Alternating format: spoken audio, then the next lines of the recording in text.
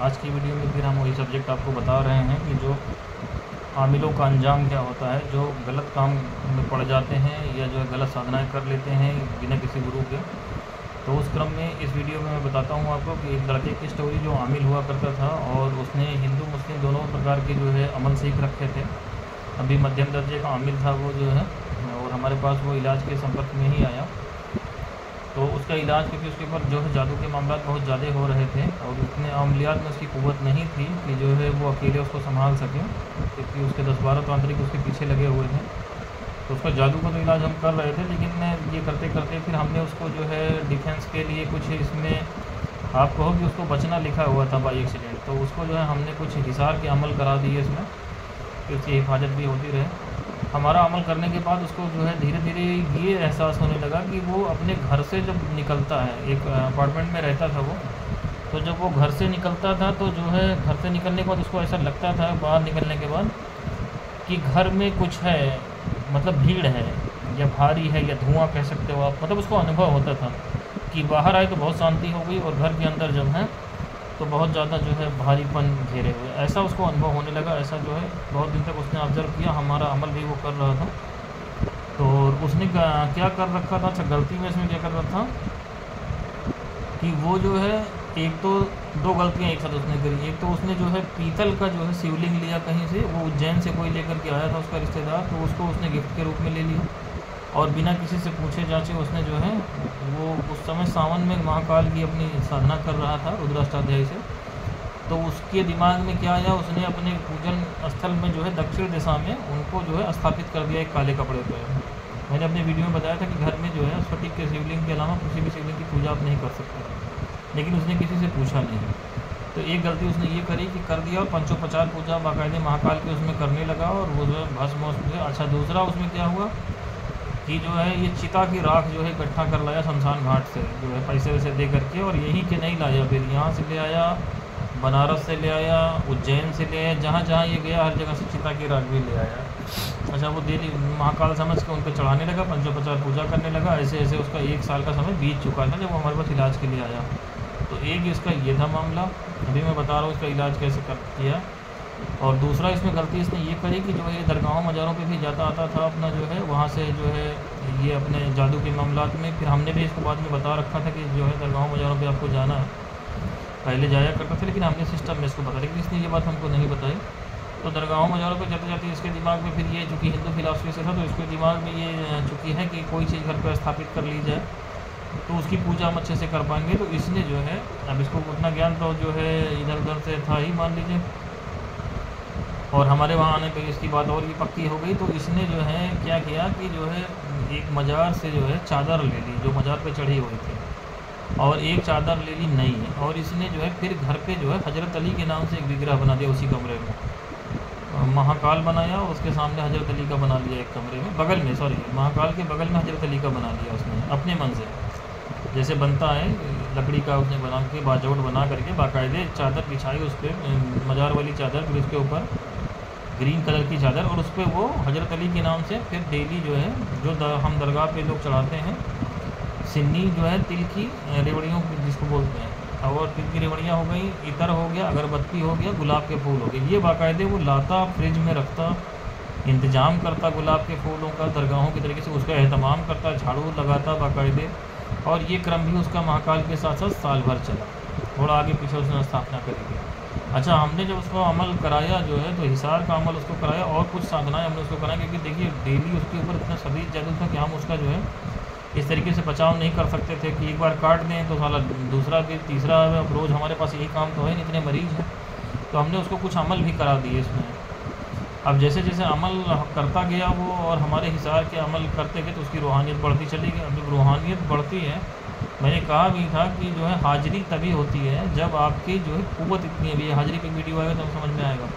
कि जो है सामने वाले की कुव्वत इतनी हो जाए कि जो चीज़ें हाजिर होने वाली हैं फिर उसके ताबे होने लायक रहें या उससे बच ना सकें या उसकी रुजत में आ जाए। तो जैसे जैसे आपकी जब ये शरीर, आपका सूक्ष्म शरीर सक्रिय होता है साधना से, तो आपको अनुभव पकड़ने लगते हैं। तो जैसे जैसे हमारे वहाँ करने लगा, अब उसको फिर वही जो कमरे से निकले तो और गहरा अनुभव होने लगे कि घर से बाहर निकले तो शांति हो जाए, घर भरा रहे। तो ये समस्या उसने बताई। तो हमने कहा कि ये तुम अपना जो है एक बार पूजा अपना ऑब्जर्व करो कि कौन कौन सी पूजा तुम घर में करते हो, उसके बाद भी कुछ होता है क्या। और कुछ चीज़ें हमने उसको जो है विशेष वस्तुएं दी जो अपने वहाँ से चढ़ाने के लिए, कि आज से तुम ये चढ़ाओगे पूजा। इससे पूछा किसी किसी करते हो, तो जो है इसने बताया, तो ये खैर पता तो हमको चली गया कि इसने जो है ये दो चीज़ें जब बताई, हजरत अली वाली और ये वाली। अब हमको ये देखना था कि उसमें जो है रह कौन रहा करके, क्योंकि देखो एक जनरल चीज़ें मैंने बताई कि कहीं भी आप पूजा शुरू कर दोगे बिना, जब मूर्ति में मैं वीडियो बनाऊंगा तब आपको बताऊंगा इसका रहस्य क्या होता है कि मूर्ति में बिना प्राण प्रतिष्ठा की मूर्ति क्यों नहीं रखी जाती, मूर्ति पूजा का विज्ञान क्या है, और लोग आजकल फंसे क्यों मूर्ति पूजा के नाम पर। तो कहीं भी आप जो है पंचोपचार पूजा ये देने लगोगे, चाहे दरगाह के नाम पे चाहे उसके नाम पे, जहाँ कोई शक्ति स्थापित नहीं है ईश्वरीय प्राण प्रतिष्ठा से, तो वहाँ कोई शक्ति जो है जूझ में करके आ जाएगी, उसका स्थान ले लेगी और उसको जो है ग्रहण करने लगेगी, फिर उसको हटाना बहुत मुश्किल होता है। तो इसके केस में क्या हुआ कि ये अपना दे रहा, तो हमने कुछ ऐसी चीज़ें मतलब डाल दी उसको जिससे उसके ऊपर रुजत पड़ेगी जिसको चढ़ाएगा। तो ये हुआ, इसने जो है सवेरे पूजा करने के बाद नॉर्मल शिवलिंग एक इसका स्फटिक का हमने इसके घर में रखवा दिया था, तो उसकी ये पूजा करता था, वहाँ से करके आया, कुछ नहीं हुआ। जैसे ही इसने महाकाल का जो शिवलिंग इसने बना रखा था विग्रह जो पीतल का, उसके ऊपर वो चीज़ें चढ़ाई जो हमने दी थी, तैसे ही इसकी जो है तबीयत ख़राब होने लगी बिल्कुल। और उसी तरीके से फिर हजरत अली की विग्रह पे हमने बताया जो चढ़ाने के लिए, वो उसने जो चढ़ाया तो फिर इसकी तबीयत और बिगड़ गई। तो ये दो अनुभव इसने तुरंत हमको फ़ोन किया, तब फिर हम फिर इसके घर गए और घर जा कर के फिर वहाँ देखा कि जो इसने महाकाल का जो विग्रह बना रखा था उसमें एक भैरव, क्योंकि तंत्र में भैरव जो है आप समझ लीजिए करोड़ों में है, एक स्पीसीज है तंत्र की, देवी देवता के वर्ग में आती है सूक्ष्म जगत में। तो भैरव जो है बहुत जटिल शक्तियों में होता है, भैरवों से काम जो किए जाते हैं वो बहुत जटिल होते हैं, उनको ठीक करना बहुत जटिल होता है, बहुत ऊंची शक्ति है। तो वो भैरव एक स्थान लिए हुए था इनको, वो भी शमशान की कैटेगरी का था, क्योंकि ये शमशान की चीज़ें चढ़ा रहे थे। तो इसके जहाँ फ्लैट था उसी के थोड़ी दूर पे सामने जो है नदी का किनारा था, वहाँ लाशें उसे जलती थी, वहीं कहीं से वो आ गया था। तो उसी कैटेगरी का भैरव था वो। और भैरव इधर उधर घूमा करते हैं, अगर जिसको नहीं जानकारी है वो फंस जाते हैं। और भैरव चूँकि देवी देवता सेगमेंट में होते हैं तो उनको आप कभी शक भी नहीं करोगे कि वो देवी देवताओं के साथ आपके घर में रह सकते हैं, उनको पूजा चाहिए होती है और आप नहीं संभाल पाओगे। आपका काम भी करेंगे लेकिन आपको नुकसान भी बहुत ज़्यादा पहुँचाएंगे अगर आप उसमें नहीं संभाल पाओगे। तो एक तो भैरव ने उसका स्थान ले रखा था, और दूसरा जो है ये इस्लामिक शक्ति जो है, कोई दरगाह मजार की जो चादर ये लेकर के आया, उसी के उसमें इसके जो है एक इस्लामिक शक्ति, पीरवानी शक्ति उस घर में आ गई आवाहन से, दरगाहों के लिंक से, या दरगाहों की चादर लेकर के आया, या जो ये लवाजमत कर रहा था और अमलियात भी कर रहा था, तो उससे जो है एक पीरवानी शक्ति वहाँ स्थापित होगी। वही कोई भूत प्रेत नहीं थी, जैसे हिंदुओं में देवी देवताएँ होते हैं वैसे उसी तरीके से पीरवानी शक्ति थी। अब ये दोनों ऑक्यूपाइड थे। अब हमने पहुँचने पे इनसे भाई यही कहा कि आप जो है इसको, तो उनका फिर वही सवाल कि ले करके तो यही आया, इसको किसी गुरु से पूछ करके करना चाहिए, अपने मन से कर रहा, हमको स्थान मिल गया तो हम स्थान को क्यों छोड़ें, हमको पूजा मिल रही है, हमको इसको नुकसान नहीं पहुँचा रहे, इसकी मदद कर रहे हैं। तो फिर उनसे बात करी गई कि जो है आप इसको छोड़ दीजिए, जो इसने अज्ञानता में कर दिया है, लेकिन वो छोड़ने के तैयार नहीं थे। फिर वही युद्ध की स्थिति आ गई। जो पीरवानी शक्ति थी उसके ऊपर हमने फिर सभी मज़ारों से, हमारे जितने बुजुर्ग हैं उनसे कार्रवाई जो है करवा दी, शुरू करा दी। और जो भैरव की शक्ति थी उनके ऊपर हमारे फिर जितने हिंदू देवी देवता शक्ति हैं बुजुर्गान की, सबने साथ में कार्रवाई शुरू करी। आधे घंटे के युद्ध के बाद उन्होंने सरेंडर कर दिया और उन्होंने कहा कि ठीक है हम यह स्थान जो है छोड़ करके आपका जा रहे हैं, लेकिन भविष्य में इसको समझा दीजिए कि कभी इस तरीके की गलती ना करें, क्योंकि इसके बुलाए से फिर हमने उनको स्थान भी, उनको उपलब्धता उनको दिलाई कि आपको स्थान दूसरी जगह हम दे रहे हैं,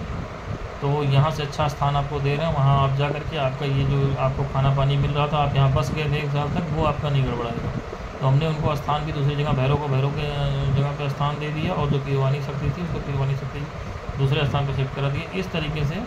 जब ये लड़का वहाँ से आज़ाद हुआ, उस दिन इसको जब हम उनको निकाल रहे थे इसके घर से, तो इसको प्रत्यक्ष अनुभव था, बिल्कुल सर पकड़ के बैठा हुआ था 1-1.5 घंटे में,